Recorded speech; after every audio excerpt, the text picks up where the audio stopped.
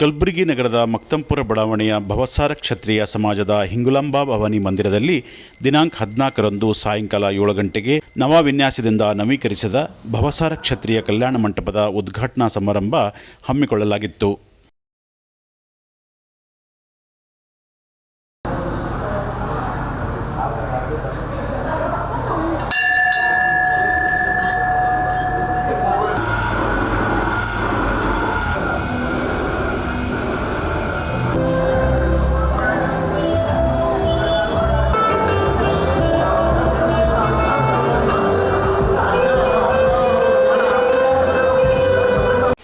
ಭವಸಾರ ಕಮಿಟಿಯ ಅಧ್ಯಕ್ಷರಾದ ಲಕ್ಷ್ಮೀಕಾಂತ್ ರಂಗದಾಳ್ ಅವರು ಸೇರಿದಂತೆ ಕಮಿಟಿಯ ಎಲ್ಲ ಪದಾಧಿಕಾರಿಗಳು ಸೇರಿ ರಿಬ್ಬನ್ ಕಟ್ ಮಾಡುವುದರ ಮೂಲಕ ಉದ್ಘಾಟಿಸಿದರು.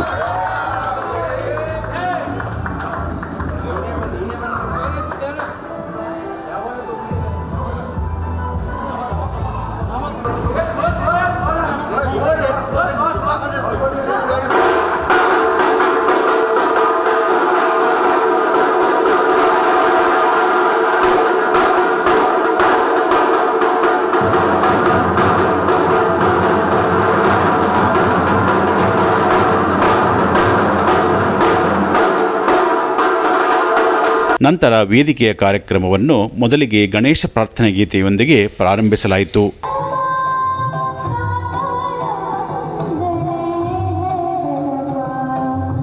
ನಂತರ ಭವಸಾರ ಕ್ಷತ್ರಿಯ ಸಮಾಜದ ಕಮಿಟಿಯ ಅಧ್ಯಕ್ಷರು ಸೇರಿದಂತೆ ಎಲ್ಲ ಪದಾಧಿಕಾರಿಗಳಿಂದ ದೀಪ ಬೆಳಗಿಸುವ ಮೂಲಕ ಕಾರ್ಯಕ್ರಮವನ್ನು ಉದ್ಘಾಟಿಸಿದರು.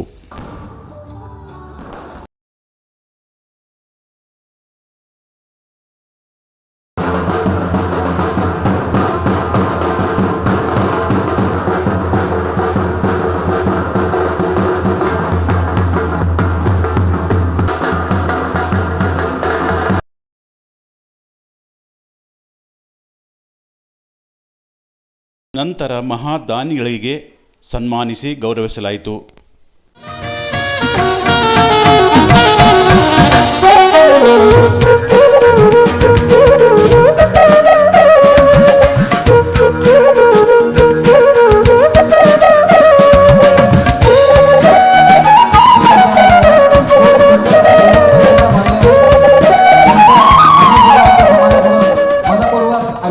ವೇದಿಕೆ ಮೇಲೇರು ಗಣ್ಯರು ಮಾತನಾಡಿದರು. काम करते वक्त ये सभागार बनाते वक्त हमारे सभी कार्यकर्ताओं में एक जबरदस्त जोश था. महिला मंडल हो, युवक हो, पेरेंट बॉडी हो, जो संलग्न संस्था हो, सभी लोगों के बाद जो एक जबरदस्त जोश रहा. और खास कर हमारे जो अध्यक्ष हैं श्रीमान लक्ष्मीकांत जी रंगदाड़, वो तो बहुत ही डेरिंगबाज हैं. उनके जोश से हमें प्रेरणा मिलती रही और हम भी सभी लोग जोश में आते रहे.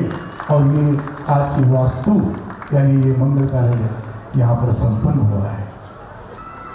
कि ये काम करते वक्त बहुत से हमें कठिनाइयाँ भी आई, बहुत से लोगों के विरोध भी आए, फिर भी माँ का आशीर्वाद हमारे साथ था, आज भी है और आगे भी रहेगा. और इसी तरह के हम हमारे समाज के लिए, सभी हमारे मित्र समाज के लिए, हमारे हिंदू भाइयों बहनों के लिए ये काम हम करते ही रहेंगे. ये मैं आपको जो वादा करता हूँ. वही सभी मित्रों, एक बात मैं और बताना चाहता हूँ. हिंगुलांबिका क्रेडिट कोऑपरेटिव सोसाइटी ये एक हमारे भवसार क्षत्रिय समाज की संलग्न संस्था है. माता हिंगलाज की ही वो बैंक है, वो हमारे भवसार के सभी व्यक्तियों की बैंक है. और बैंक द्वारा ये कार्य में हमें बहुत बहुत सहयोग मिला है. मैं धन्यवाद अर्पित करता हूँ बैंक के सभी directors, share holders, pygmy holders और जो लोन लिए हैं लोनीज, उनका भी मैं बहुत बहुत अभिनंदन करता हूँ कि जिन्होंने हमें बहुत ही कोऑपरेट किया.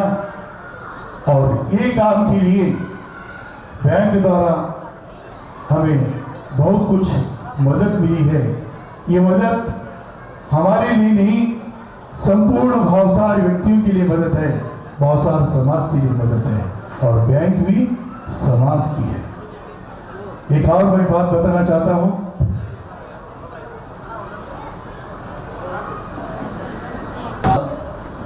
ಸಂತೋಷ ಆಗ್ತಾ ಇದೆ ಇವತ್ತಿನ ಈ ಕಲ್ಯಾಣ ಮಂಟಪ ಉದ್ಘಾಟನೆಗೆ ಇಷ್ಟೊಂದು ಜನ ಸೇರಿ ತಮ್ಮ ತನು ಮನ ಧನದಿಂದ ಈ ಕಾರ್ಯವನ್ನು ರಂಗದಾಳ್ ಅವರ ನೇತೃತ್ವದಲ್ಲಿ ತಾವೆಲ್ಲರೂ ಭಾಗಿಯಾಗಿ ಈ ಒಂದು ದೊಡ್ಡ ಕಾರ್ಯಕ್ರಮವನ್ನು ಈ ಕಲ್ಯಾಣ ಮಂಟಪವನ್ನು ಇವತ್ತು ಸಮರ್ಪಣೆ ಆಗಿದೆ. ತಮ್ಮೆಲ್ಲರಿಗೂ ನಾನು ಧನ್ಯವಾದವನ್ನು ಹೇಳಲಿಕ್ಕೆ ಇಚ್ಛೆಪಡ್ತೇನೆ. ಯಾಕಂದರೆ ಭಾವಸಾರ ಕ್ಷತ್ರಿಯ ಸಮಾಜ ಬಡ ಸಮಾಜ ಅಲ್ಲ, ಶ್ರೀಮಂತ ಸಮಾಜ ಅಂತ ನಾನು ಹೇಳಲಿಕ್ಕೆ ಬಯಸ್ತೇನೆ. ಪ್ರತಿಯೊಬ್ಬರು ಸಮಾಜದಲ್ಲಿ